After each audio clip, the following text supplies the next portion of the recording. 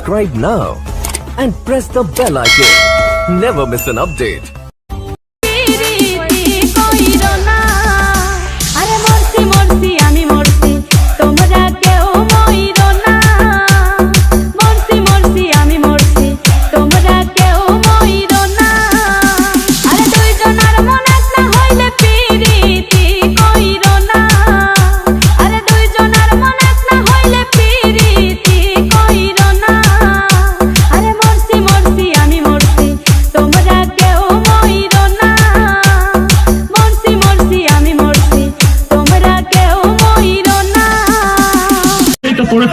বসুন, বলুন কি চাই? চাওয়ার তো অনেক কিছু আছে দাঁড়াবো বাবু। পেট ভরিয়ে খেতে চাই, হোটেলে যান, বাঁচতে চাই, হাসপাতালে যান, মাথা গোজার ঠাই চাই। ফুটপাতে যান, এখানে কেন? ও এখানে এখানে এসেছে একটা ডায়েরি লেখাতে। গত রাতে আমার বাড়ি চুরি হয়ে গেছে তো, তাই ডায়েরি লেখাতে এসেছি। ও চুরি কেস? জি জি। আপনার নাম? কোন নাম বলবো? মা ডাকে সোনা, দাদি ডাকে মনা, বউকে ডাকে বাবা, তা কোন নাম বলবো? নিজের ভালো নামটাই বলুন। তাই বলুন, ওই হুমায়ুন ফকিরি। হুমায়ুন ফকিরি? হ্যাঁ। এ পদবি তো কোনোদিন শুনিনি। আরে বাবা, এক সময় ফকিরি ব্যবসা করতাম তো, ওই ফকিরির ব্যবসা করতে করতে ধনী হয়ে গিয়েছি, তাই এখন আর করি না। তা মনে করছি ফকির নামটা আর বাদ দেবো না, ওটাকে আধুনিক করে এখন ফকিরই করেছি। বাবার নাম? কোন বাবার নাম বলবো?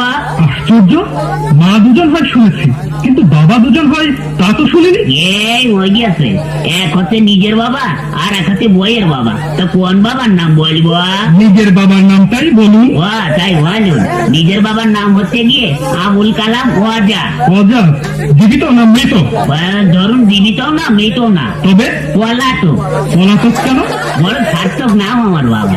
ওই ছোটবেলায় আমাদের রেখে তিনি পালিয়ে চলে যান, সেই থেকে আমরা পলাতক বলি। ও গ্রাম? বিরাম, ওই পাগলাকানা ইউনিয়ন। পাগলাকানা ইউনিয়ন? হ্যাঁ। সেটা আবার কোথায়? ওই দেখি না কি করে। তারপরে না দারোগা বাবু আমার বালতির নিচের থেকে আলমারির চাবিটা নিয়ে হঠাৎ করে আলমারিটা খুলে ফেলে একে একে সোনা টাকা গহনা সব বের করে একটা পুটলার মধ্যে বাঁধলো। দেখছেন তবু ধরলেন না? ধরবো কি, আপনি কথাটা শুনুন না। তারপরে না ওই টুকলার মধ্যে বাঁধতে আমার বইয়ের চোখের দিকে একটু আর চোখে তাকালো, তখন আমার খুব রাগ হচ্ছিল দারোগা বাবু। তখনও আপনি ভাবছেন? ভাবছি, আমি কথা বলতে দিন না। ওই হয়েছে কি, তখন ওই চোরটা দরজাটা খুলে রাস্তায় বলে দৌড়াতে আরম্ভ করলো, আর ধরতে পারলাম না। তখনও আপনি ভাবছেন? ভাববো না, আমার ঘরে কি আছে আমি ভাববো না, আপনি ভাববেন? ভাবুন, বেশি করে ভাবুন, বোকার মরণ করতে। আমার ঘর ভাড়ার কি হবে দারোগা বাবু? কেন?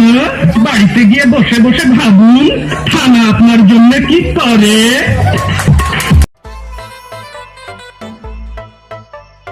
ঢাকা শহরে দেখনাথ ঘুরে